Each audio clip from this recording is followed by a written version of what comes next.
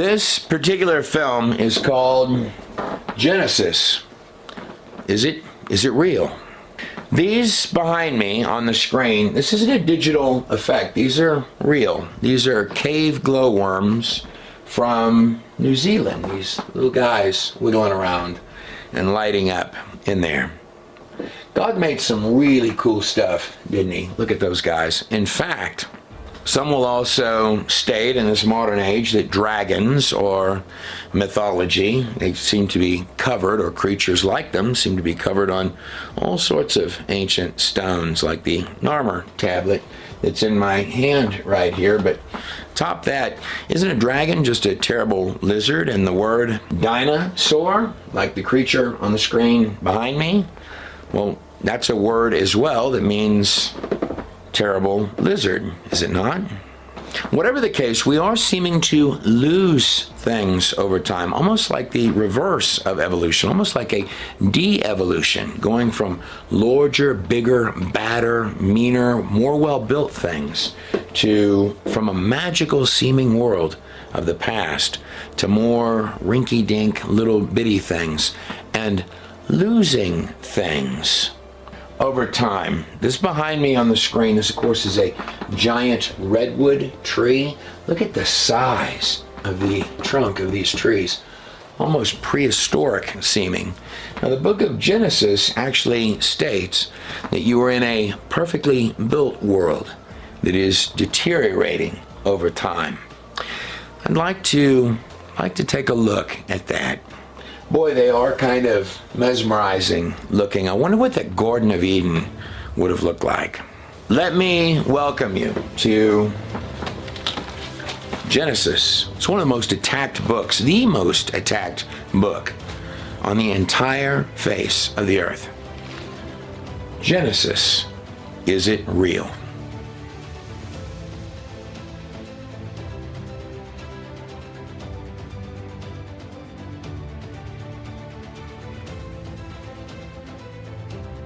So right now in our world today, there are two predominant beliefs. One belief is that in the beginning, God created the heavens and the earth, which is what we're stating with pre-flood in the movie or in the book. The disc for that came out very nice. But that's one belief, that in the beginning, God created you and I and the heavens and the earth.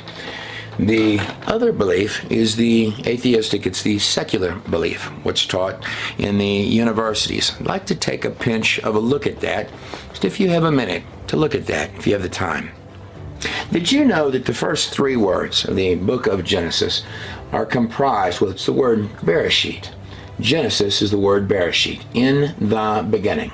It's comprised of these 6 symbols.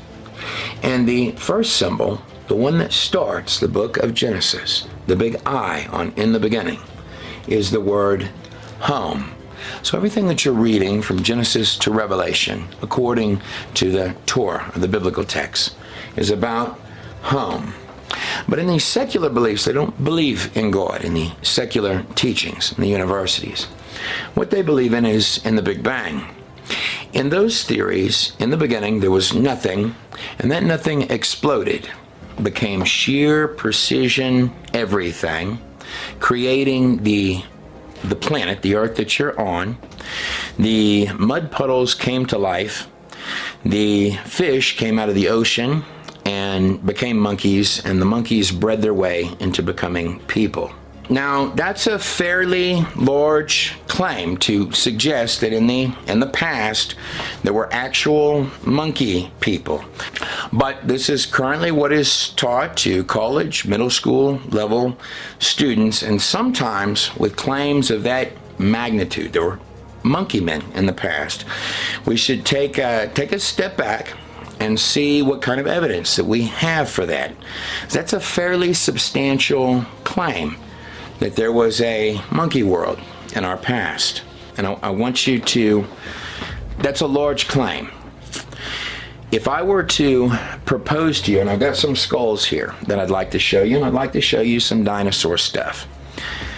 But I just want you to think about the gravity of that, because the ground should be littered with these missing links leading to us, leading to people. The ground should be thick with them, so thick that kids should find them underneath their feet on every scouting trip, but they don't. They find fish and dinosaur fossils on every mountain range, including on top of Everest. That's what they find.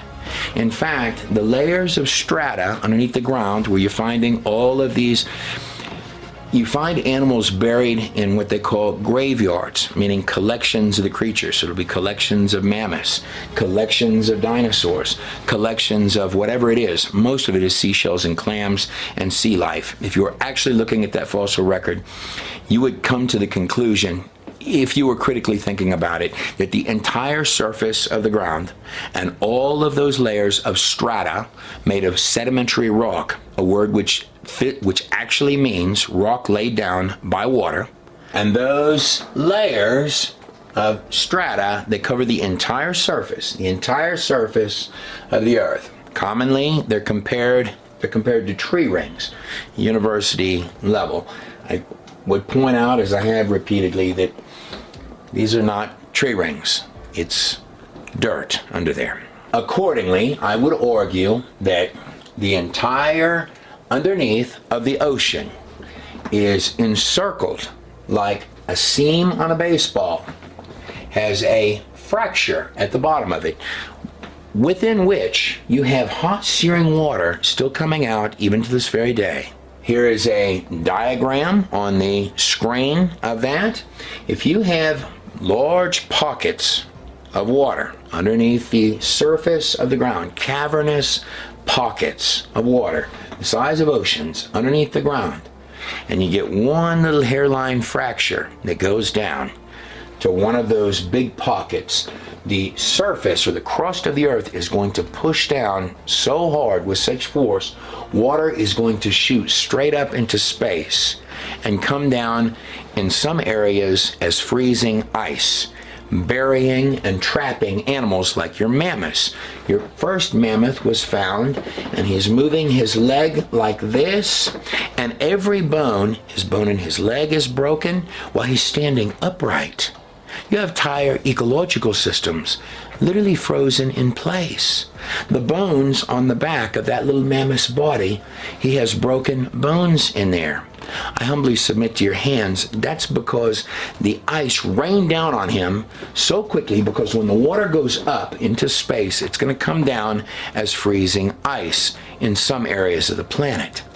On other areas, it's going to be covering these creatures like a wall of sludge, trapping them instantly, which is why many of your dinosaurs are dead in the death pose, where they've got their neck up. They're literally gasping for breath. It's so common they're found in this position, it has a name for it. But the mid-oceanic ridge is at the center in the bottom of your oceans. It's directly between your continents. Your mountain ranges are in the center of those continents, as if they got pushed upwards, and on the edges of the coastlines, where you have a crinkling effect, most massively in the center of the continents. When that water came forth and formed this map that you see before you now, burying and trapping billions of plants, animals, and ecological systems, also creating the oil pockets under the earth today. It laid down that strata, sedimentary rock laid down by water, by weights and densities, in a process in science. In fact, there's only one way to get that strata, a way which can be reproduced.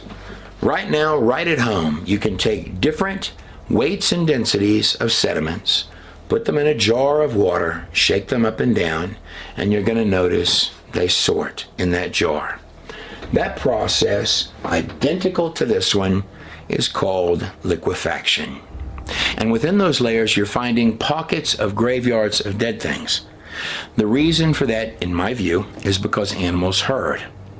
If a deer dies in a field, it will not lay there for millions of years and let layers of sediment cover it. And you're also not going to have the earth decide to lay down layers of limestone and then change its mind and say, oh, no, I'm going to do sandstone for a while.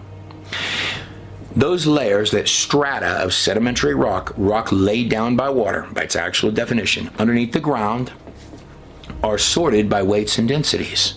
And inside those layers, you're finding dead creatures, giant dead creatures in many instances.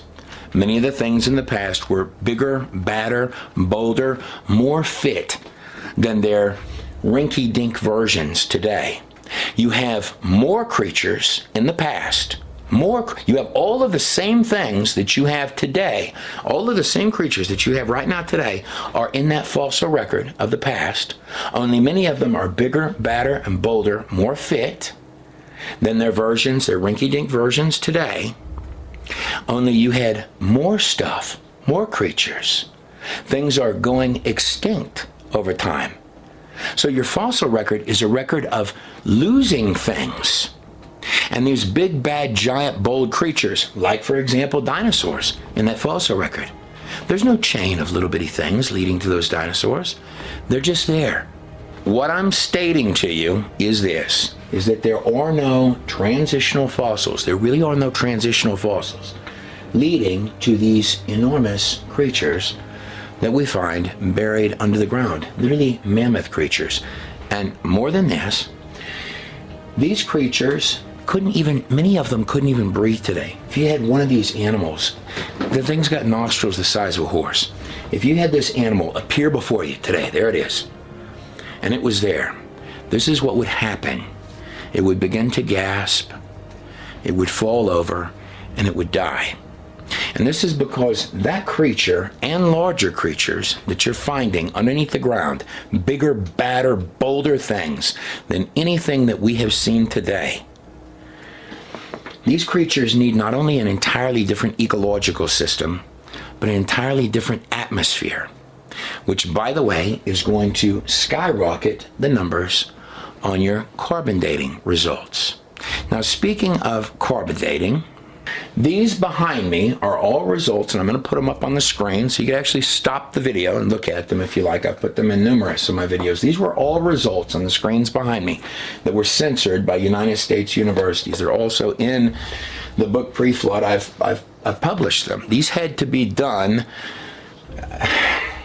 These were censored by United States universities. That's how dear the fight was. And you're going to find this a consistent theme within the universities.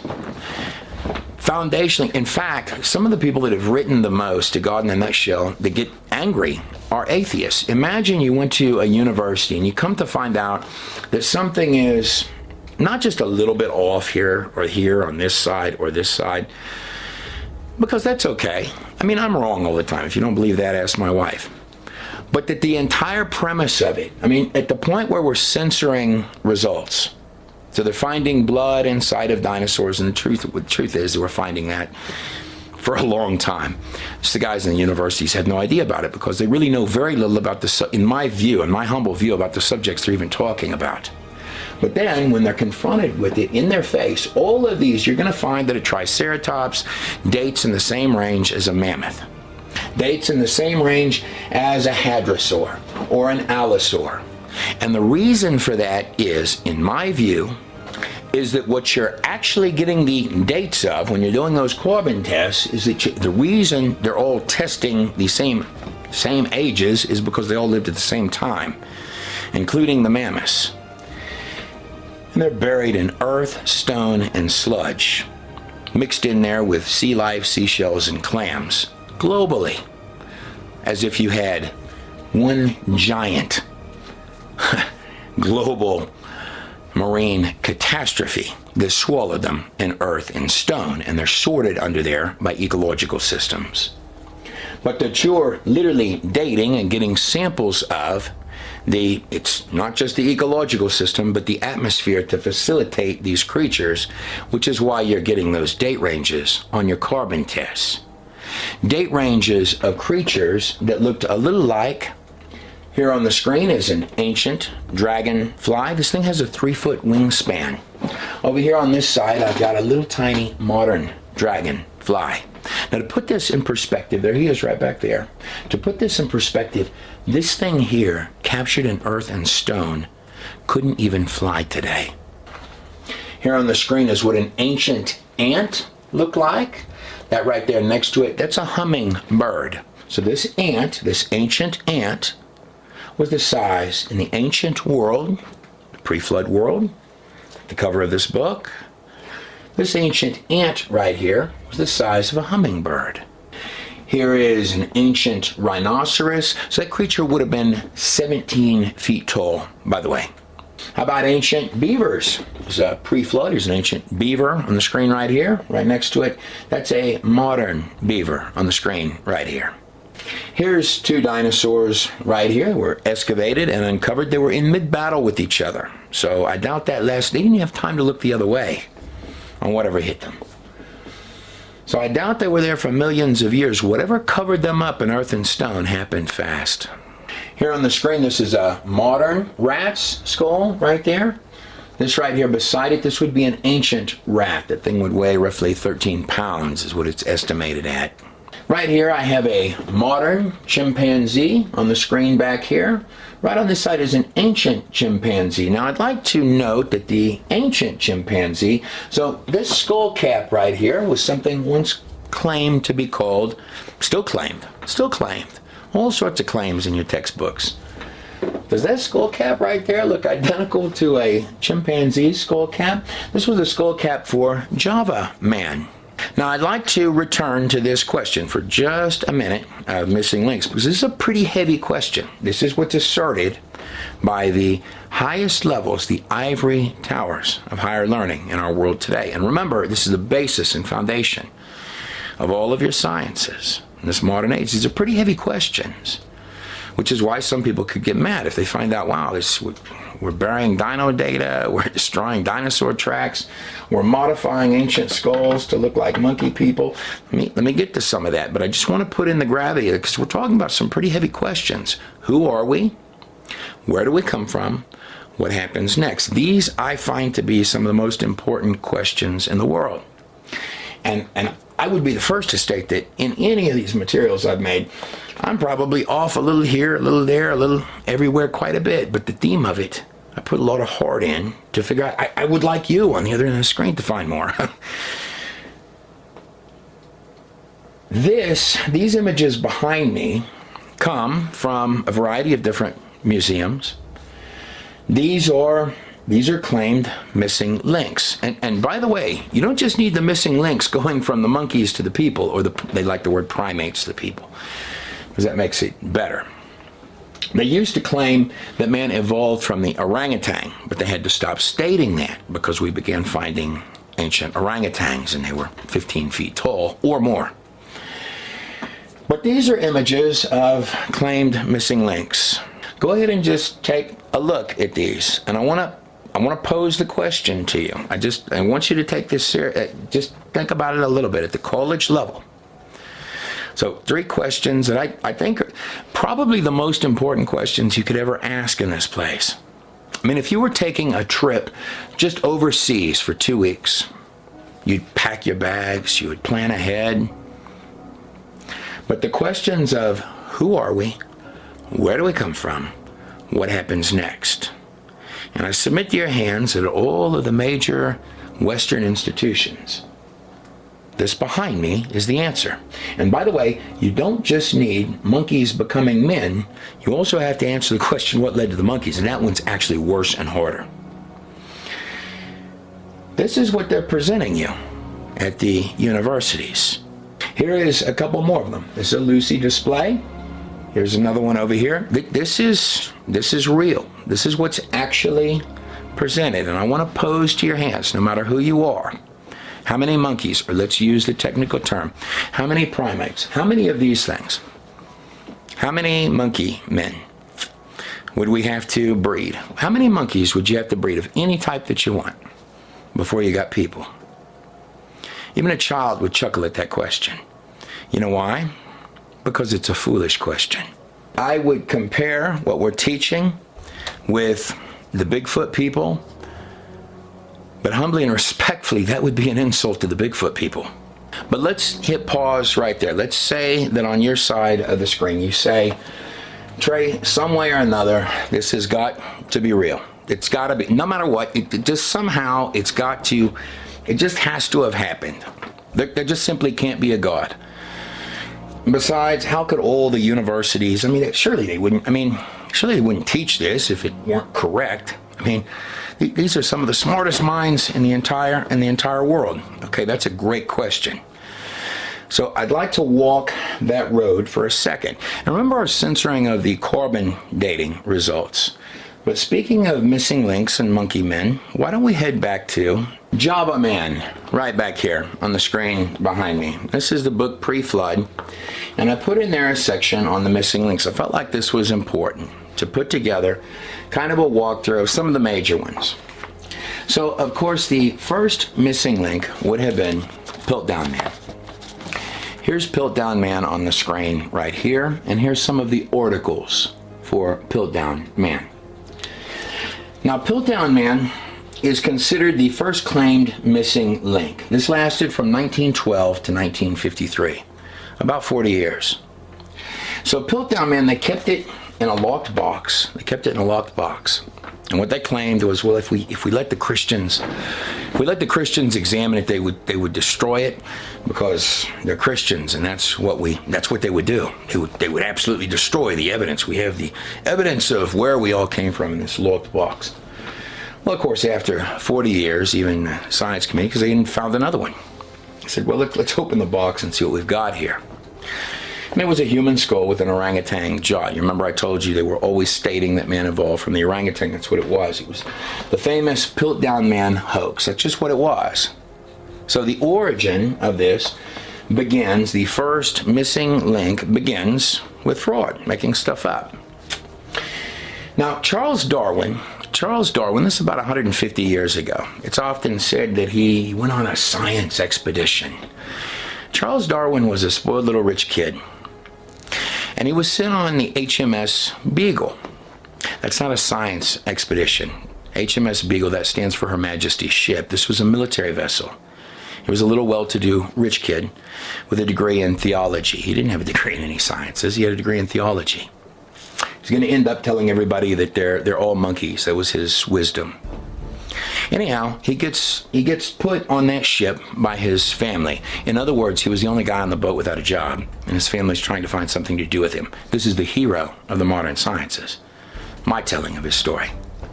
He ends up there drawing finches. He draws one and you're going to find these finch drawings of Charles Darwin at all your museums with these monkey men idols. Back here. This is the theory. In the beginning there was nothing. Nothing exploded, became everything. If you believe that part of it, you believe anything. The mud puddles came to life. The fish got legs and crawled onto the ground. That must be why we find whales in pretty much every desert. You can actually take a tour of them in Egypt, in the Valley of the Whales. You've got them in the Atacama Desert. You've got whales in pretty much every desert in the world. You've also got penguins in deserts, buried in deserts. Isn't that strange? Only these penguins can be 6 feet tall. These penguins can be the size of modern-day basketball players. Isn't that odd? Underneath the ground in deserts. But where were we? Little Charles Darwin. Spoiled little Charles Darwin, whose family got him on a boat because they're trying to find something to do with him. They don't want him around the house. The Darwin family had lots of theories. I personally like the one about the moon being spit out of the water, but they don't talk about that one, just littered with theories. These came from Charles. And from the theories of Charles, these would emerge. We need monkey people. Well, Charles drew finches while he was out there on the HMS Beagle. One with a larger beak, one with a smaller beak, one with a middle-sized beak, and one with a thinner beak. And Charles thought to himself, these finches probably all come from a finch family. Where were we before this genius came along? Again, I tell you, he was the only guy. This is from 150 years ago that you're using today. And this was the only guy on that boat without a job, drawing birds. And he thinks they came from a family of birds. You got to be at least that smart to end up with this. Number 2, because they need another missing link monkey man, would be Nebraska man, number 2. This one was entirely based off of one tooth. And there's the famous drawing. They drew him and his wife based on one tooth. You got to be pretty talented to figure out what she looked like from his tooth. The tooth, as you can probably guess, ended up coming from an ancient wild pig. Then we make it over here to Java Man. Now this comes from Eugene Du Bois. This was another hardcore Charles Darwin fan. And his theories, well, here's the bottom line of Eugene Du Bois. They found he was stashing human and animal bones in his house. And this was known, this stuff is published in your textbooks today. Along with Ernest Haeckel's fraud in embryo drawings. You've had long lines of these. So, and on this page, we begin to go through the Neanderthals and the Neanderthal men. Now, the funny thing about Neanderthals, the first thing you're going to notice is that they're bigger, badder, more well-built than we are today. But on the early ones, I want you to notice how the nose is missing. This is going to be the case on a lot of them. I'm not going to make any judgment. I'm just going to lay it in your hands to judge what was happening there. Because if you're wanting to put modeling clay on these ancient skeletons and make them look monkey-ish, primate-ish, and remove, why would you move that little bone right there? Let me tell you the reason why. Because and this was always how they were found. Look at all of the original Neanderthal finds, all missing that little part right there. Why would that be? Why would that be? Until they found too many of them, you can't cut all the nose bones off. Here's why. Primates don't have a nose bone. On a human skull, you have certain features. One of them is a nose bone. Neanderthal skulls have nose bones. They're not primates. In fact, Neanderthal skeletons are bone for bone a human skeleton, only just like everything in that ancient world, they're bigger, bolder, badder than we are today. We are the rinky-dink little tiny version of our ancestors. What I am telling you in all of these materials, whether I'm a little off here and a little off there, and I probably am on a lot of places, but I've got to, and I hope that you find more than I have, whether you start as an atheist or whatever. But what I'm telling you, one of the largest letters that we get from atheists is that because nobody likes to be lied to. All of these frauds and hoaxes and lies and modifications of things to get it to come out, and now we're burying carbon dating and this, that, and the other thing. Let me tell you something about carbon dating. Remember these dinosaur results on the screen where I'm blanketly telling you that according to carbon dating, not just any carbon dating, censored carbon dating, woolly mammoths, Triceratops, hadrosaurs, allosaurs, they all date in the same ranges of time frames. Now let me show you this. Dinosaurs are claimed to be 150 to 60 million years old. Oil deposits underneath the ground. How did those get there, by the way? It's said that those are biological material. They're called fossil fuels. Those had to be entire ecological systems swallowed. And to get oil, you need heat and you need intense pressure. This is entire ecological systems and jungles beyond imagination. Here on the screen is a modern horsetail plant trunk. That's about the size of your finger around. Here on the screen is an ancient horsetail plant trunk. They're about this big and grow to 100 feet tall. Oil deposits are claimed to be 112 to 60 million years old. That's entire ecological system swallowed by earth and stone underneath the ground. I'm telling you and suggesting you that the death of their world is what's lighting yours. Coal, 360 to 290 million years old. Diamonds claimed to be 3.3 billion years old. All of them, all of these things, all of them, everything on this list here can be tested and found to have carbon-14 in it. You can do carbon tests on any one of these materials, including diamonds, and find carbon in any one of these things. Now let me read you this. If the whole world, the whole earth, were one big ball of carbon-14, it would have all decayed, be totally gone. If the whole earth were nothing but one ball of carbon-14, it would be totally gone in 1 million years. Yet all dinosaur bones, all oil deposits, all coal deposits, and all diamonds have carbon-14 in them. Now, that's on one end of it, the evolution end of it. In the beginning, there was nothing. Nothing exploded. It became sheer precision everything. The mud puddles came to life. The fish grew legs, moved onto the land. The fish turned into the monkeys, and the monkeys bred their way into becoming people. That's on that one side of it. Now, my argument and retort to that is that, well, I think they found dead monkeys in Africa. In fact, the infamous Lucy, the bone structure thereof, and skull structure seen on the screen behind me is pretty well established at this point to have been simply an ancient great ape, and not a terribly impressive or unique ancient great ape. This is a recreation of the bones of what Lucy very likely looked like, or close. I want to congratulate the evolution community for finding the bones of a dead great ape in Africa. Now, there are a lot of strange things. I'm the first guy to make the argument there's a lot of strange things on this planet. Just none of them, as of yet, that I have seen turn out to be monkey people. Now, on the other end of the coin, you have a large question as well that would require proof and evidence.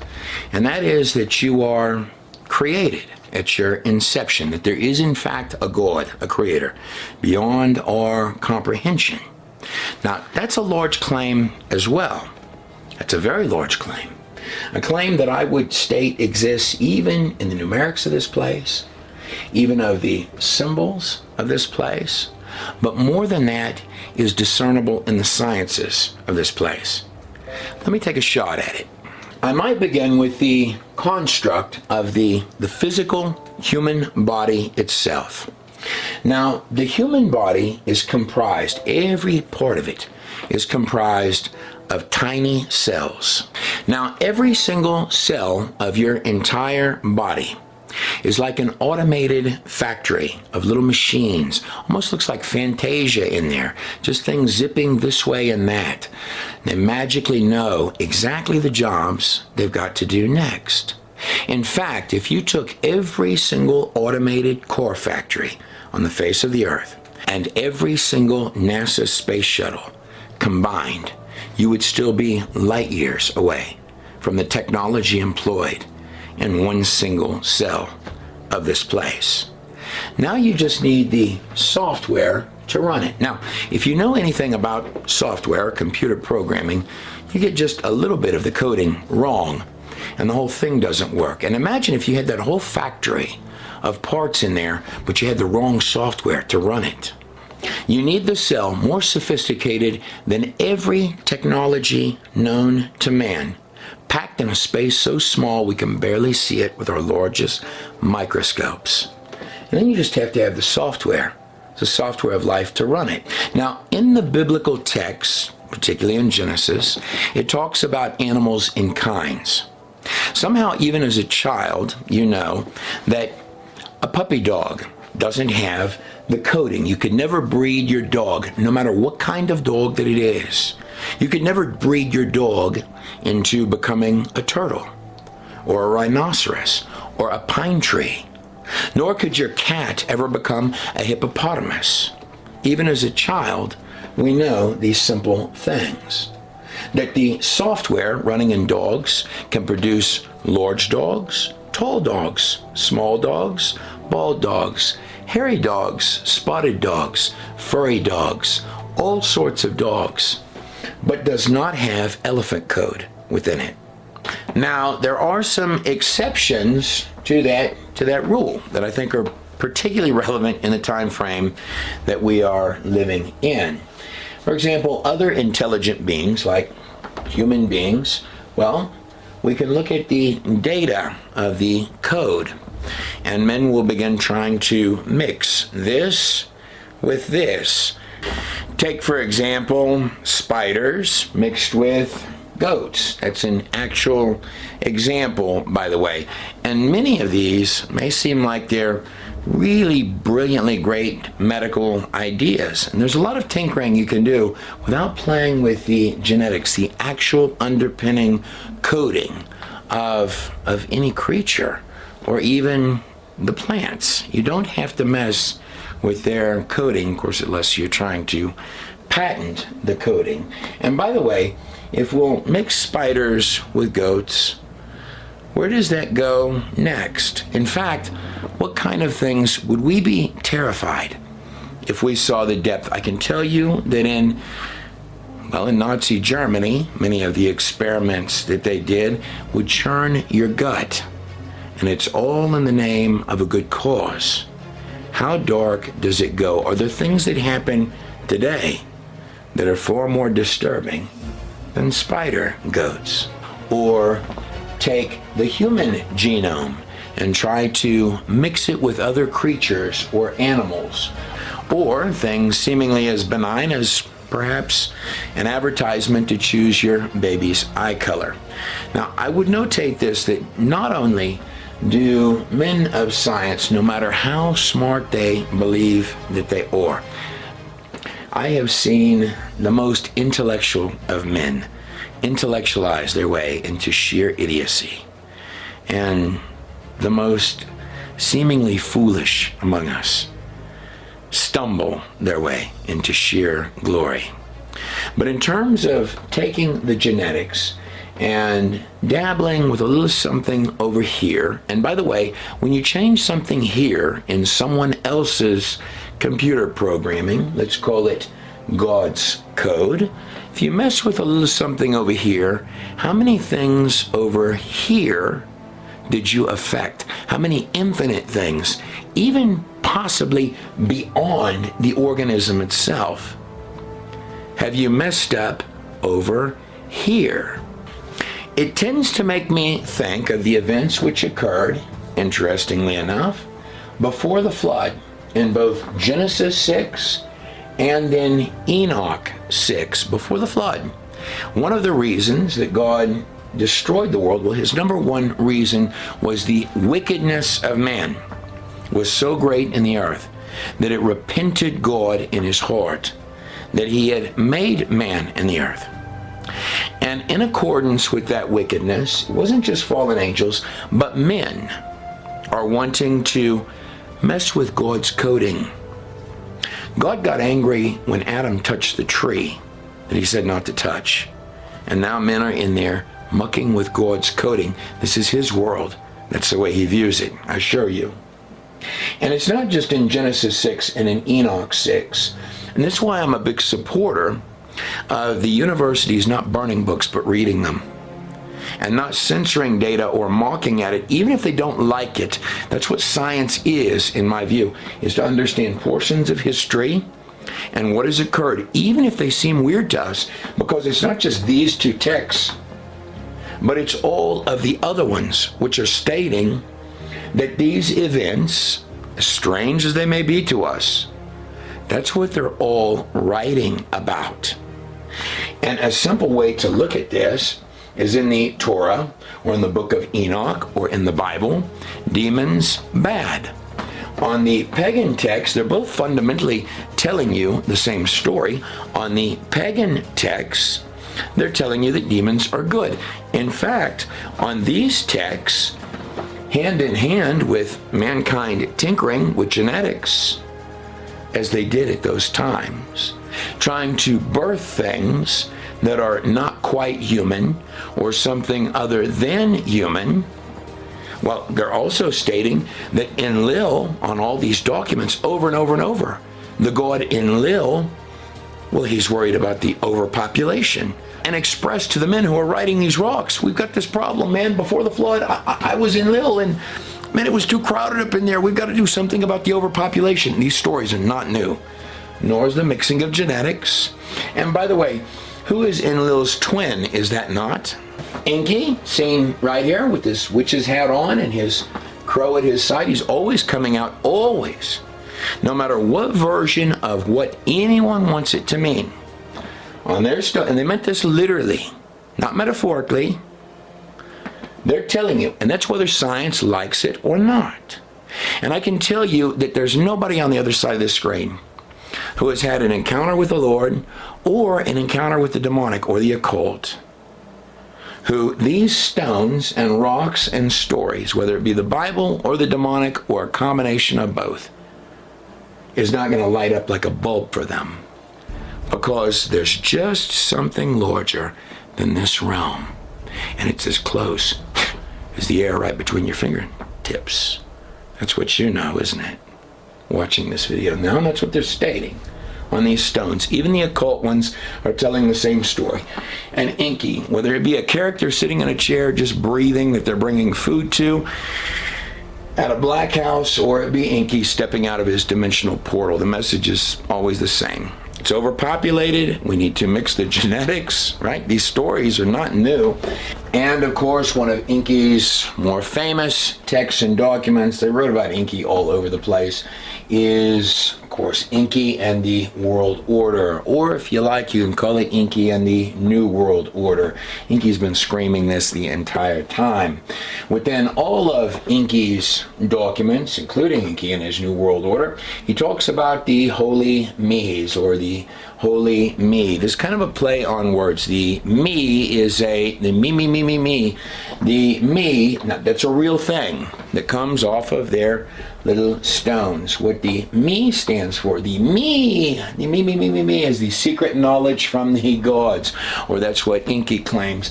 Let me tell you what that secret knowledge is. It's basically that the common man is to be kept stupid. He's to be just smart enough to do labor for the kings and queens and of course the gods, but just dumb enough to really ask many questions about it. This is literally the concept on the rocks. And of course, lies, greed, deception, enmity, murder, all of it in the sort. In fact, this is the secret knowledge of the gods given to kings, according to Inky. More than this, of course, any lustful practice, men or women of any age can be forced into, well, they're there to please the royalty in any possible way. These are the teachings of the Inky. And of course, at the core underpinning of it is going to be witchcraft. Without the witchcraft, how are you possibly, that's how you're talking to the Inky. These things have got to be summoned. Extensive texts on all these old stones on how you're going to do that, including, and very often, human sacrifice, child sacrifice. That's one of the core pride. That's what makes Inky happy, is when you sacrifice your children. It's too overpopulated, remember? Inky and his list of me's, it's basically the reverse of everything, not just written on the Ten Commandments, not just that the God of the universe has taught mankind, but it's against everything already written on your heart. That's Inky's world order and his list of me's. It's all lies, stealing, destruction. And the person he lies to most are the people that listen to him. And of course, in the biblical text, you're told not to communicate with these, and there's practical reasons why you're told not to communicate with these things. They're older than you. They're wiser than you. And for what? It doesn't even matter the reason why. Just like if you were living in a computer program and a virus was in there, a very compelling virus was in there with you, and it was trying to trick you, it could sound like it's great advice coming from these things, and it'll always start that way. It'll be custom tailored to you, just like a virus trying to make entrance into a computer program. That's really what it is. It's just what it is. But it will do anything to make its entrance into you, and you're told not to talk to it because it's trying to wiggle its way in, just like the Baphomet. One side is the masculine, the other side is the feminine. The feminine is to lure and seduce you in, and the masculine is to say, "I've got you." That's what the Inky is. In fact, the biblical pages read not only as a dimensional construct, I've commonly stated in my videos, that what the Bible is telling you, which is similar to these rocks, they all knew it, that you are living in a subset of a much larger and far more complex reality that is teeming with life, including Inky-style stuff that can pop through and look real impressive from another realm, just like they're telling you on these rocks.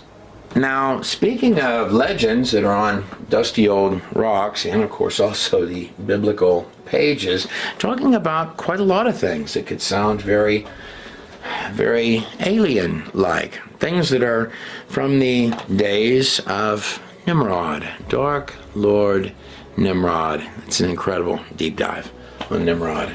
Available for streaming right there. In fact, this site on the cover of the disc, that's the site of the dusty site of the ruins of Eridu, a giant ancient ziggurat or tower that was somehow shaken or destroyed to its base, as is covered on a lot of ancient stones. We actually go through in depth in both Evolve Part 1 and Part 2 in my hand right here.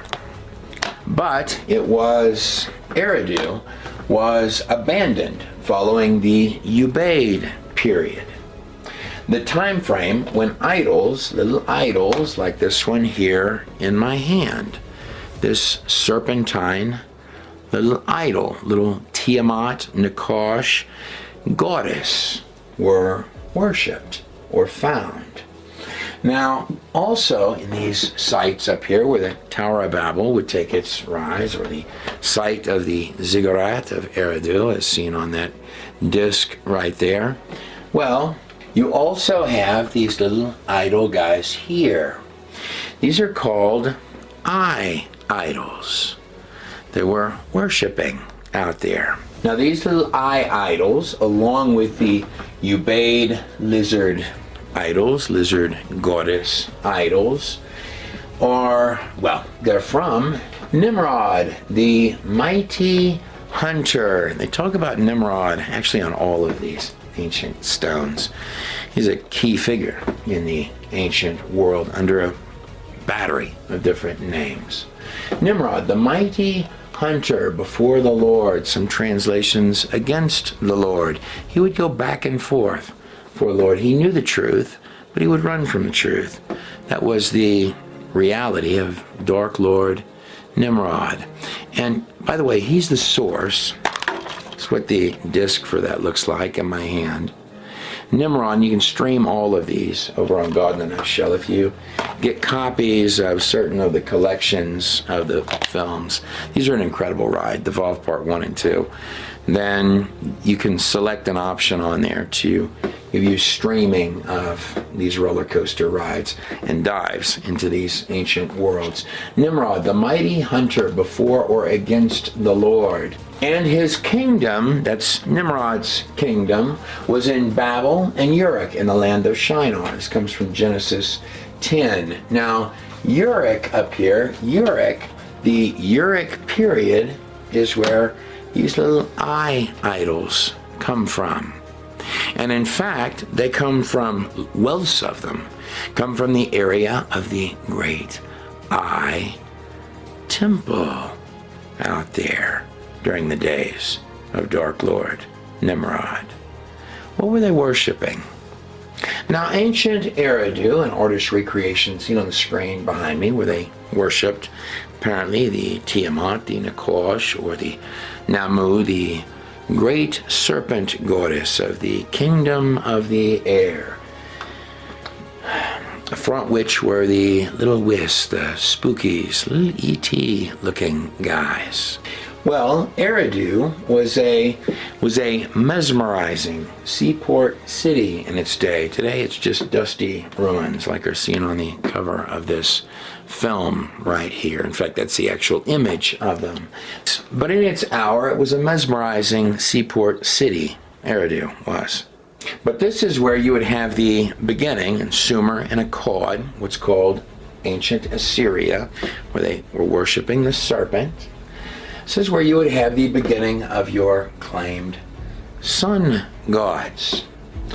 They would begin with the Assyrians, the sun god Utu. Then you would have the sun god Ra of the Egyptians with the sun disk on top of his head. Then, of course, the Babylonians, same god as Utu, just now called the Shemesh.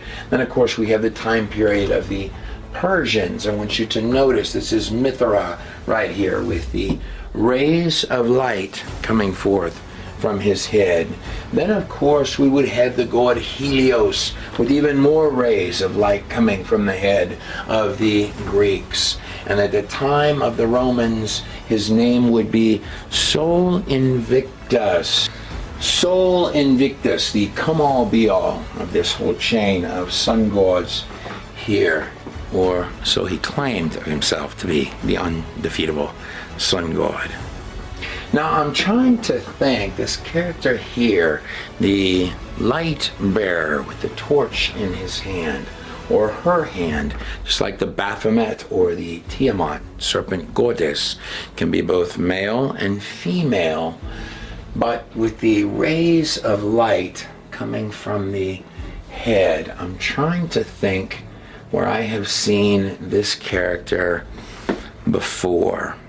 Well, whatever the case, each one of these ages of empires, and there are 6 of them, you have 6 major ages of empires: the Assyrians, Egyptians, Babylonians, Persians, Greeks, and the Romans. In fact, what they would call the mystery teachings, or the mystery religions, or the secrets behind the secret societies. Well, each of the teachings of these would get packaged into the next one, going from the Persians to the Greeks to the come-all-be-all of the Romans. And then, of course, at the death of Jesus Christ, your major empires would strangely all change into religions. A character covered by kings, with origins going all the way back to Inky, coming through his little dimensional portal with rays of light coming from his head, declaring a liberty from God. It is what he did. But in their writings, this character, this being, would come through and say, if you would just build grand idols to me and statues to me, if you would lay down and worship me, the great Sol Invictus, the sun god, then I will give unto you great kingdoms. I will give into your hand. Worship, seemingly, as I present in their origins and the dives we take in these films here, the Volve 1 and 2, like a dark set of prophecies going through all of these ages, all 6 of them. Some would call the age you live in now Rome Phase 2. But all 6 of these empires waiting for the arrival of a true son of God, not a sun god. Right here we have, and this is covered heavily in the Volve 1 and 2, Roman Sol Invictus on the Constantine coin with the rays of light coming forth from his head. A set of dark prophecies saying that when that suffering servant comes, you grab him and you put that crown of thorns on top of his head. Now, of course, the number 6, 1, 2, 3, 4, 5, and 6, in ancient pictographic Hebrew, the letters of which are seen behind me right here. Well, if I count down, 1, 2, 3, 4, 5, there's the number 6. Now, the number 6 sort of looks like a Y in its ancient pictographic form. That letter right there, the number 6, is the Volve, the symbol that you see right here on the cover of this film. In my hand right here. In fact, here's what both of them, here's what both of these look like. It's probably some of the best work that I've ever done in my own view, guys. So here on the back screen back here, this Y-shaped symbol, the Volve, this is the ancient form of the Volve, just like on the cover of this disc here. The pictographic pre-Canaanite form of the Volve. On this side over here, looks like a tent peg, a hook or a nail. That's actually what the symbol is. This is the modern form of the Volve, the 6th letter of the Hebrew alphabet. Now I'd like to take a look at Genesis 1:1, most quoted scripture probably in the entire world. And it's comprised of these 7 words, 7 ancient Hebrew words. This is in modern Hebrew. We read from right to left in Hebrew. The first word is Bereshit. That's the word for those 3 words. In the beginning is the one word Bereshit, comprised of 6 pictographic, 6 symbols, 6 Hebrew symbols. These behind me are those 6 symbols. They begin with the Bet, which is the second letter of the Hebrew alphabet. It's the symbol for home.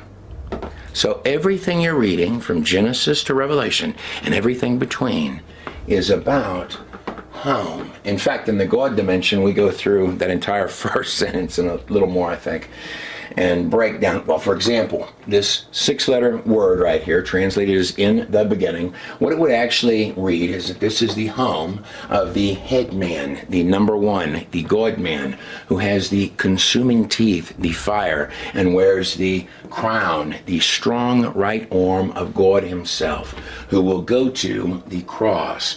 But wait, if I took that same word Bereshit and I skipped over to modern Hebrew, well, then it would read this set of 6 symbols up here, still starting with the Bet, the symbol for home. Everything you're reading from Genesis to Revelation is about home. This is the home of the God-man who wears the crown, who not only will go to the cross, but who will open the door within which the Spirit of God dwells. That is the last letter of the Hebrew alphabet.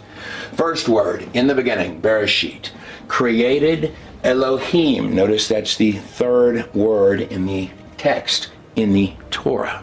This entire text has mystical properties. There is no text on the planet, in my view, actually in reality, that has the properties of the Hebrew Torah. The word that God uses of himself, the first usage of the word God in the Torah or your Bible, is the word Elohim. It is the Godhead with plurality inside of it, encapsulated in this one word. You will not get the word Yod-He Vav-He until later in the text. This is God's first use of his introduction of himself. In the beginning created Elohim, God, now watch this, heavens, right here. Now the 6th word, the Vav. The 6th word starts with the letter Vav. Often this is called the law of first mention. The Vav is literally connecting in its first usage in the Hebrew Torah. Its first usage in the 6th word. It is literally connecting these 2 words here, heavens and earth. Therefore, the Vav right there is in fact literally the connecting piece between heaven and earth. In the beginning, God created the heavens, connecting through the earth. Man is the connecting piece between heaven and earth. Man was created on the 6th day. This is actually why, guys, that these ancient serpent things hate you and will do anything to, they'll laugh their red little tails off if they can trick you. Just in the first sentence, it's telling you everything. In the beginning, this first sentence, or this first word, in the beginning, this is the home of the God-man who will go to the cross and open the doorway for you. And man, if I look at this 6th word down here, beginning with the Vav, well, what those letters are, I start with my Vav, the symbol of man. The next symbol is the first letter of the Hebrew alphabet. It is the Aleph. And the next letter would be the last, the first and the last. The last letter of the Hebrew alphabet in its pictographic form, it's the Tav both ways, but it's a cross, meaning sign or mark. In its modern form, it's a doorway that the Spirit of God dwells through. Therefore, in this 7-word sentence, the 6th word connecting heavens to earth, man, the first and the last, are connected through man by a doorway that began as a cross and becomes a gateway within which the Spirit of God dwells. That's the promises that are made to you in these pages. which is why those things, they don't just hate you, they wish they could be you. And in fact, even the Volve, like the Volves that are on the cover of this disc right here, part 2, we have extended versions of both of these also for streaming over at God in the Nutshell. You've got to check this stuff out. It really is probably the best work that I've done, guys. But even that's hijacked. Even that's hijacked. The devil doesn't own anything, and most certainly not the 6, but he wants to work through it. It's a connecting piece between heaven and earth. Now, but the number 6, if you were talking about doctrines of men, like mystery teachings of men, well, doctrines of men are synonymous with doctrines of devils. So a 666 would be like a trifecta of doctrines of devils. So needless to say, there's a pretty robust study on the origin of these things. The angel of light that likes stepping through. Always good to know where a virus comes from. In fact, speaking of the Volve, there were in fact 3 Volves on the cross, 3 nails. A Volve represents a hook, a tent peg, or a nail. There were 3 Volves that were connecting Jesus to that cross. There were actually 3 crosses. In fact, the unspeakable name of God, this is pre-Canaanite Hebrew or pictographic Hebrew, and down here I have modern Hebrew, would be Yod He Vav He. Yod He Vav He literally means behold the nail, behold the hand. The Vav is literally embedded in the name of God himself. So in short, man is literally embedded and connected in the name of God himself, if we choose to be. It's kind of a big deal to be connected to the Creator like that. And the origin of all of these sun gods, you're going to go on a journey, a real ride in these films, goes all the way back to the days of Nimrod and his tower and what he was trying to achieve out there at his tower. Slogan for that film, by the way, is one will rise and another will fall. And there's a reason for that. But speaking of symbols and alien looking and sounding things, which could be on all of their ancient idols, like these ancient serpents that they were worshiping, sort of taking you back to the pages of Genesis, or their temples to the eye. These were also all over the place out there in that ancient world around where that Tower of Babel would take its rise. Well, if I come down from the 6, that would be the number of man, often heavily used as an occult number, 666. Well, if I come down to what's often used as an even larger occult number, it would be the number 9. When I'm thinking about UFO stuff or alien stuff or serpent stuff, I often think of the number 9. It's the letter Tet in Hebrew. It stands for a mystery box. Could be something good in there, could be something evil in there. Most, it's a circle with an X on it. Most like the X-Men or the superhero characters of this modern age. The number 9. Funny enough, when I think about the number 9, I think about whispers in this modern era of, some will state that there are 9 alien spaceships kept at Area 51. Now, I have no idea about any of that. I just find the numerics of it curious. But in your modern sciences, when they're not talking about the basis of all science being monkey men and missing links, what do they always talk about next? Well, they talk about aliens, don't they? The Prometheus, the idea that aliens came in and seeded life on this planet is where they always tend to go next. Now, the funny thing about aliens is there's always a tie-in to the occult when you start talking about aliens, specifically Assyrian, Egyptian, Babylonian. That's the source of all occult today. is where aliens tend to draw back to. Now, another just fascinating little detail is the telltale sign of the UFO phenomenon from the very beginning was, well, something appear and disappear in the skies above.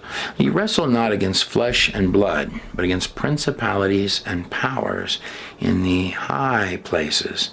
But if you have something that just appears and disappears in the skies, well, it begs the question, where is it when you don't see it?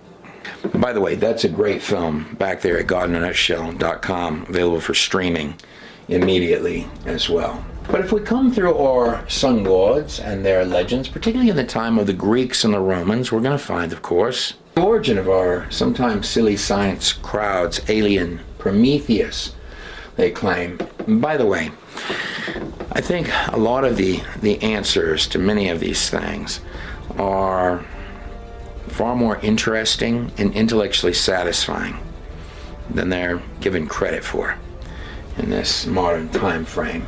But nonetheless, the Prometheus, who was the Prometheus? He was best known for defying the gods, for defying God by stealing fire, was his claim from them. He was the light bearer, and giving it to humanity in the form of technology, knowledge, and generally civilization. Now, these are his claims. The Prometheus, sometimes depicted with rays of light coming forth from his head. However, according to the Greeks and Romans, in truth about Prometheus, well, what was he? He was a crafty trickster to the Greeks and Romans, but also the light bearer, coming forth to forge new empires. Now, in the legend of Prometheus, depictions of which are seen right here on the screen, Prometheus was given eternal torment. Eternal torment was the reward for Prometheus. And an eagle, isn't that strange symbolism, was sent to eat his liver repeatedly. Now, I'd like to take you over to this symbol here, thinking of superheroes of this modern age and symbols. The downward lightning bolt. I saw Satan fall as lightning, it said. But back over here to Prometheus, he was given eternal torment and an eagle sent to eat him for eternity. Makes me think of the passage in Isaiah 40:31. But those who wait upon the Lord will renew their strength. They will mount up with wings like eagles. They will run and not grow weary. They will walk and not faint. Now, our alien claimed god Prometheus from perhaps the high places, like where Nimrod was building his tower to reach. You're going to love these films, all of them. The Vav is one of my favorites that I've put together, that and the part 2. You're really going to like this stuff. The word Prometheus, or alien to the science crowd, well, pra-math means to steal. Well, therefore, Prometheus up there, well, his name would mean, quite simply, a thief, wouldn't it? But all of these spookies and tales, no matter whether you say aliens or whether you say demons or whether you call them something else, seem to me to go back to the events recorded in all of the different naming convention languages and tongues found on ancient stones and the biblical text. The events described in both Enoch 6 and Genesis 6. The events of Mount Hermon and the fall of the angels. By the way, that's another great film for streaming at God in a Nutshell as well.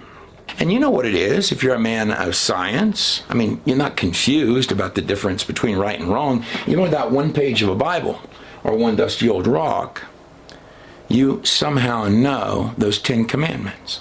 Love the Lord your God, don't bite the hand that feeds, but honor him. And how do you honor him? Don't lie, don't cheat, don't steal, don't take your neighbor's wife, don't murder, honor your father and mother, even if they're not wonderful. Which one? Those are from the 10 Commandments. The first 4 are all about honoring God. The last 6, beginning with honor your father and mother, are Those are the 10 commandments. Don't lie, don't cheat, don't steal. Which one of those should we do away with? And if you're messing with God's coding, well, that's been done before.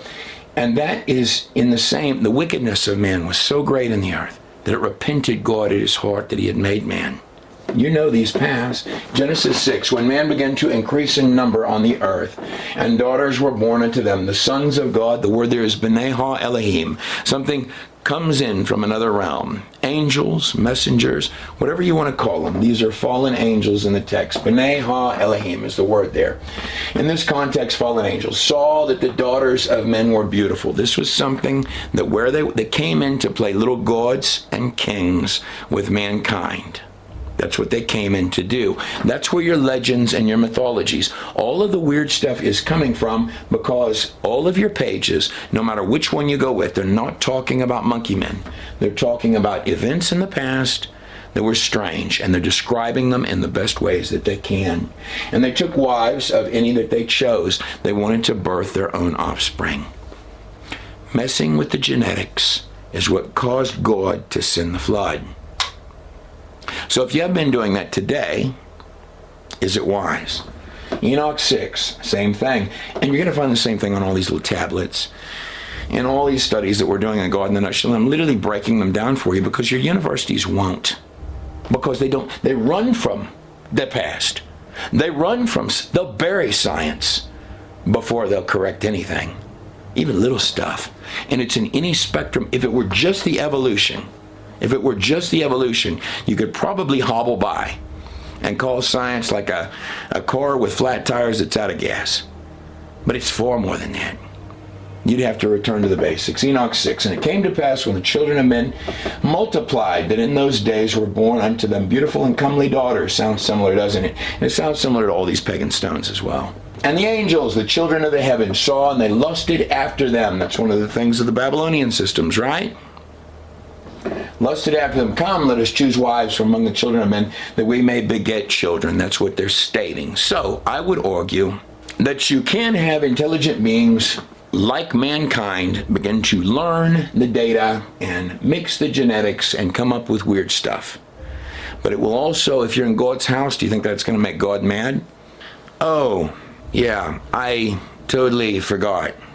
The institutions of claimed higher education currently teach there is no God, correct? There are some passages. Men are going to go there. There are some passages in Revelation, for example, in Revelation 9, that concern me. It states, in those days, men will seek death and not find it. What does that mean? It says death shall flee from, they will desire death from fear of what they see coming on the earth. But that death shall flee from them. They won't be able to die to escape what they're afraid of. And what is it that could be that frightening that they wish to die, but death escapes them? I lay that humbly in your hands. Look how upset that it got him before. And every one of these pagan stones, the stuff screaming from a lower dimension, the demons, they even call them that, are the ones wanting men to do it. Now you do something that'll make God mad. Just stating. But were they correct? Both the biblical pages, the Torah authors, as well as the pagan stones, inasmuch as to state that you are in a dimensional reality. Well, let's take a look at that. What I have here on the screen is a very famous painting by Salvador Dali from 1954. It's the crucifixion, but it's on a tesseract. Now, what a tesseract is it's a three-dimensional, like we're in a three-dimensional reality, almost like we're living in a test. You know, it states in the Bible, you are already seated in heavenly places. What does that mean? What if, for example, you had a test environment on a computer? And in that test environment is an avatar of you, a little avatar of you. But that avatar doesn't know that. It thinks that it's in the real world. It's in a place, for example, with stuff that just goes round and round, round and round, round and round, like a test environment. And the tester actually has, because any test environment, you have a tester in there to find out what your test subjects will do. Do they try to honor the Lord and not bite the hand that feeds? Do they try to not lie, not cheat, not steal? Even if they fail, they try to just say, Lord, would you just forgive me?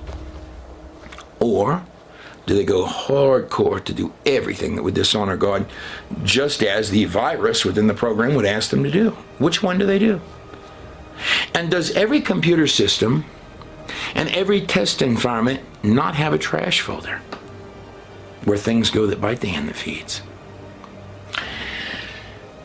This is a tesseract, or a hypercube. Now, a cube in our three-dimensional reality.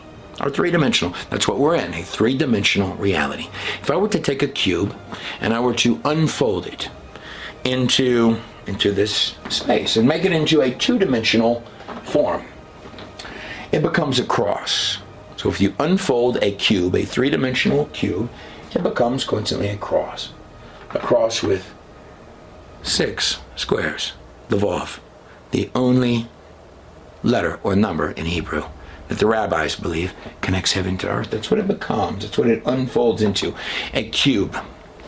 Now, in this famous painting here, of course, what a tesseract is it's a higher dimensional object, commonly said to be a fourth dimensional object. Let's just call it a higher dimensional object. That's what it is. And it's unfolded into our three-dimensional reality. So we really can't tell what it is. Any more than if you had a set of people that live in a two-dimensional reality. Two-dimensional reality. So if you showed them this object here, they would not understand the cube. Now, let me show you what I mean by that. I made this primitive little drawing here. Now, on this drawing, I have Tom. Tom is right here. And this is Sally. Tom and Sally live in this world right here. This world is just a flat piece of cardboard paper. That's what it is. But it's a two-dimensional reality that Tom and Sally live in. Tom and Sally. Now, I can come face to face. Now, I can come face to face with Tom and get this close to him. And Tom doesn't even know that I'm there. I can be right there. But Tom has no idea that I'm there. More than that, I could pass my finger through Tom's world, and all he would see is a circle open and close, or a line get bigger and smaller. Now, when Tom looks over at Sally, all Tom sees is a straight line when he looks at Sally. He doesn't have the benefit of this extra dimension. See, I can look at Sally and she's got a dress on, but all Tom sees is a straight line. In other words, Tom can't even see Sally as she is. Which would bring up the question, when God sees us, what are we covered with? What are we surrounded by? If we could see ourselves as God when he gets up face to face with us, would we be scared of what we see? My opinion is that all of them were telling you the truth, that you are definitely living in a dimensional reality. And that reality, just like ones that we build with computer screens, has software coding. And each little tiny cell of this place is more complicated than more sophisticated than every single technology ever made by man, all packed in a space so small that we can barely see it with our largest microscopes. Similarly, the entire human body is a symbiotic system. Now, this means that it actually can't evolve, and let me show you why. Because all of these parts are dependent on each other.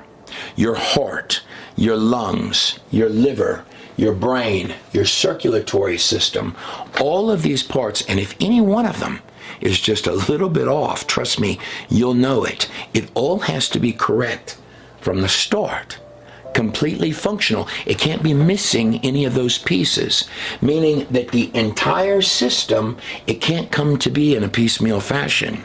It has to be functional from the very beginning.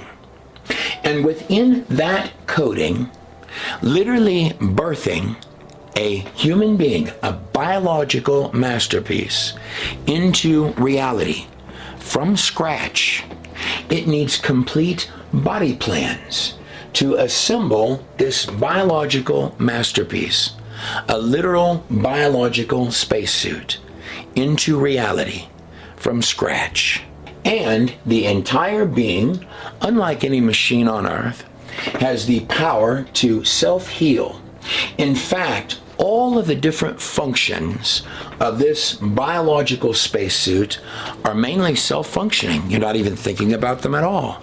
The beating of your heart, the breathing of your lungs, any of these millions and millions of operations, all self-running.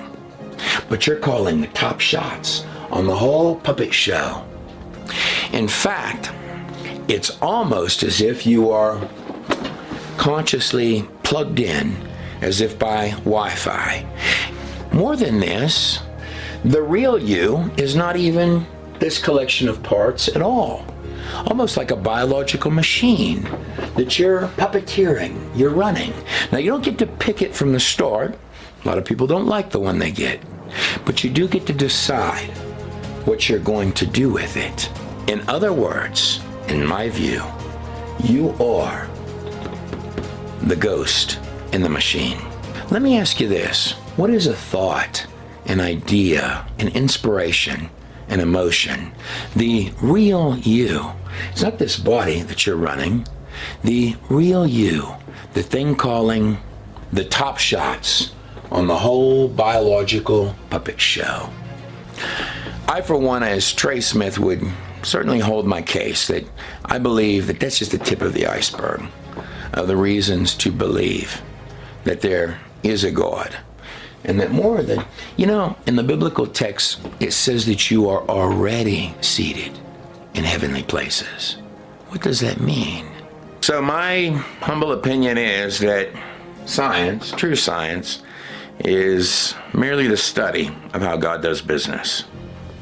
You're welcome to share this film with a friend. This behind me on the screen, this is what the complete collection of the new films at God in a Nutshell look like, and they would look stunning on a coffee table. They do look stunning on a coffee table.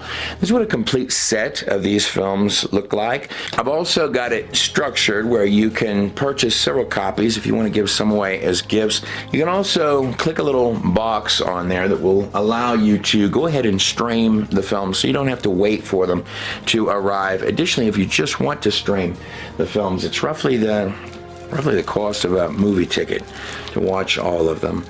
And The Evolve Part 1 and 2, I think you're going to like these. These behind me on the screen are the books that actually go with the films.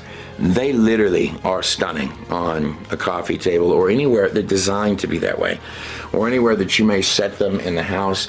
They're all fully illustrated, and more than this, if you decide to stream the films, whether you buy one of the complete sets of films or you simply just go into stream the movies, you'll have immediate access to the ebooks, at least at the point that I'm making this now.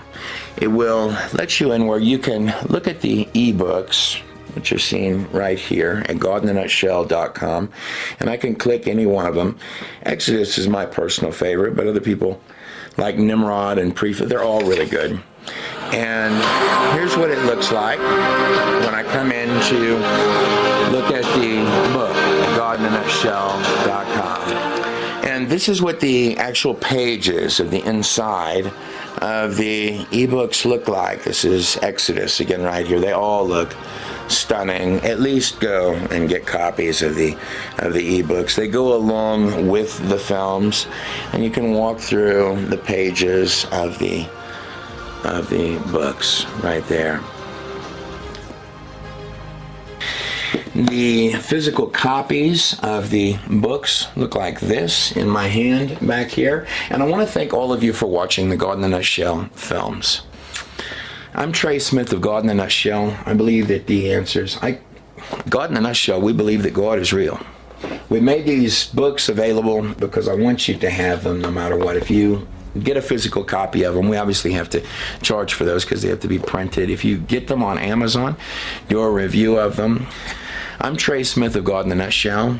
I hope you enjoy the books. I hope you get copies of them. And at least get the ebook copies. You can critique them. You can do a review of them. You can even disagree with me if you like on anything that you like. That's what they're there for, to look at. And I think even if you're an atheist, you're going to find a lot of things. You have every right to be angry. There's been a lot of lies and stuff, and there shouldn't have been. And that's a fact, Jack.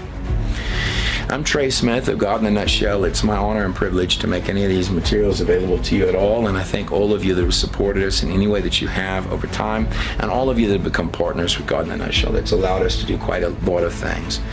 And I just pray favor over you and your families, no matter what you believe. Take what you like and leave the rest with God in a Nutshell. I'm Trey Smith. God bless every last one of you and your families on the other side of the screen.